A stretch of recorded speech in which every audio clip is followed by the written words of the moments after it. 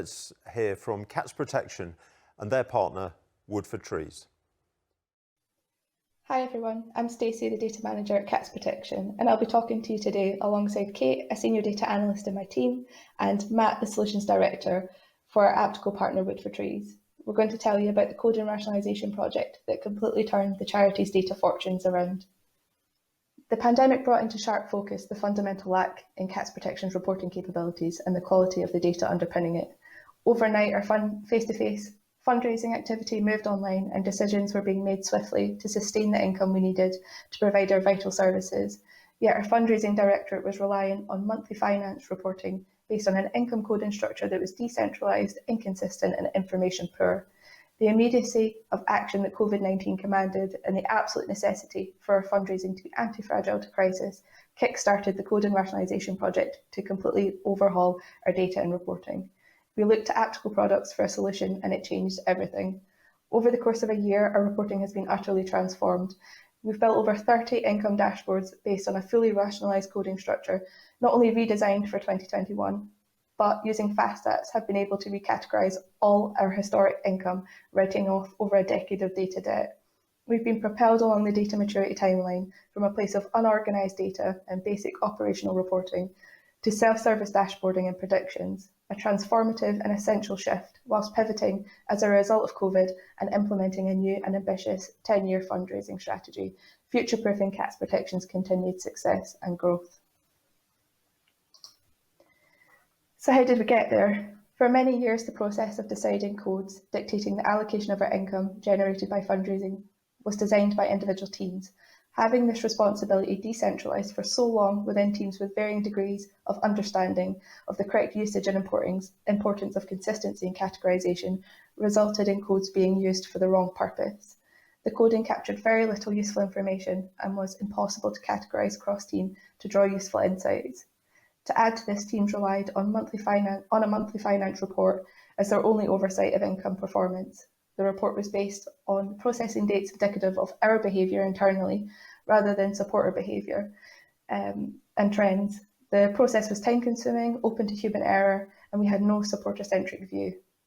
The aim of the code and rationalisation project was to completely overhaul the income coding infrastructure for 2021 onwards. We designed and built the new structure over a 4-month period, using codes for their intended purpose and linked to financial processes for the first time, capturing business area, year, appeal, outbound channel, specifics of that outbound channel and inbound channel, adding consistency to look at performance cross-directorate. It was really important to us to demystify the whole process and facilitate a smooth transition by wrapping it in documentation. This meant building a series of tools and writing documents including a coding rationalisation guide, full output of codes and a calculator. This is the calculator in action, presenting teams with a series of questions to discover the code, or the inverse of that, inputting the code and finding out what it means. However, with all that in place, there was still 3 massive hurdles to optimisation. The first being consistency. The coding structure change was so radical, it'd be impossible to make year-on-year comparisons with historic data, and we'd be unable to make like-for-like performance comparisons until 2022. Reporting, we required a suite of dashboards so all teams cross-directorate could self-service their income reporting needs in near real time. We couldn't continue to view performance on a monthly basis and without a supporter-focused view. And then urgency. We knew due to COVID, our supporter behaviour and performance for income streams and channels had changed, but we had very little visibility over it. We looked to Aptical products, FastStats and Orbit to overcome these challenges. I'm going to hand over to Matt now. Thanks, Stacey. So Wood for Trees have been working with Cats Protection for many years now, not only with Aptico products, but also ad hoc analysis, reporting and consultancy. And some time ago, we undertook a data foundation and product audit. And the results highlighted that the data categorization was as messy as the data itself. All users had issues and it was impossible to do decent analysis that was consistent and comparable over time. Data quality issues were also easy to see within FastStats with simple groupings in cubes based on product, source and channel, showing variations over time. This helped focus efforts on where the greatest value and volume of transactional data existed, and therefore where proportionally the best results would be achieved. And throughout the project, there was a general view that current staff couldn't be held responsible for data issues of the past, but they could make future data better whilst trying to still tackle those historical issues where possible. The recategorization project itself began with extracting all product codes and associated income from the fundraising database. It was then an iterative process to recode, review, and amend, working through the data to recode all the historical products to the new structure. It was also important to focus on existing underlying income that would continue to come in via the old structure, such as active direct debits that were already in place. And the previous inconsistencies meant historical data could only be recategorized at two levels, the business area and the product. Fortunately, though, these are the levels that link directly to the finance processes. The table on the screen shows some examples of the old product codes on the left being categorized into the new categorizations. And we can see multiple historic product codes grouped into single new categories, such as one-off donations, regular gifts, and event participation. And of course, all new income is fully categorized with the new, more detailed structure. The combination of the two means around 99% of the value of usefully recent data is able to be visualized under the new categorization structure. And the new coding structure shows full detail in a well-defined manner, meaning the data team can analyze and report on historic data via common dimensions.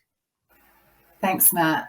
So this is what our old reports looked like. They were only run monthly. They were very process-centric, inconsistent, not easy to digest.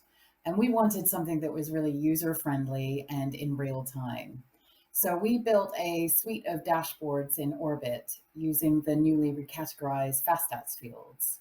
And for the first time ever, we had a consistent view of supporter behavior and giving patterns. Other reports are really restrictive, but Orbit was really empowering for teams because it allowed them to explore at will and to do their own deep dives. We've built over 30 dashboards so far, including everything from income to supporter activity to demographic profiling. The coding structure is really complex, and teams were initially overwhelmed by the level of detail. But with Orbit, each part of the coding structure can be filtered or drilled down into, making it easy to digest and visually appealing. One key area in response to COVID was the shift to digital fundraising. This is something that we had no visibility of performance before, but with Orbit and the recoding structure, we could see how activity and response had moved to digital. This allowed us to create more targeted communications and monitor changing trends. And the real-time aspect of Orbit allowed us to make those investment and divestment choices at speed. We were also able to retrospectively review past activity and analysis. For example, we have this cash churn analysis that was done in early 2020, which showed worrying levels of hemorrhaging of cash donors. However, after the recategorization, we found we actually have more supporters in the higher propensity groups than we previously thought. We've received fantastic feedback directorate-wide now that we truly understand our supporter behavior in a meaningful and actionable way. Back to you, Stacey. Thanks, Kate. And this changed everything. The project has shown that as long as you have a clear vision of what good looks like, you can go back and reset the foundations. With clear objectives and then ultimately in choosing the right tools for the job, it's absolutely possible to turn your organisation's data fortunes around. The pandemic brought into sharp focus that CATS Protection's data integrity and reporting capabilities were woefully inadequate when suddenly faced with the immediacy that emergency decision-making commands. The project outcomes have been transformational to CATS Protection. We have a fully rationalised coding structure with all historic income recategorised, writing off over a decade of data debt. We've created over 30 real-time self-service dashboards used for key decision-making directorate-wide. And even more than that, the data has underpinned decisions, solidifying CATS Protection's resilience during the pandemic and delivering a new data-driven 10-year strategy. It really can't be understated. Our partners Wood for Trees and Aptico Tools, FastStats and Orbit were pivotal to not only the success of the project, but the absolute triumph of it. we've been propelled along the data maturity timeline within a year, meaning that during COVID, we could support decisions that help sustain income despite shop closures and reduced event and face-to-face activity. For the first time, we can be confident we truly have a supporter-focused view, ensuring the right product, channel, timing, content, and action is right for every supporter. And ultimately, supporting even more cats and kittens in our care across the UK. Like Misty and her siblings, Casper, Hope and her babies, Damien and Maddie and Milo, meeting our ambitious 10-year strategy objectives. Of course, this project wasn't just delivered by us three, so thanks to Rebecca, Ben, Alex and Rob, who each played a key part in its delivery. Thank you very much for listening.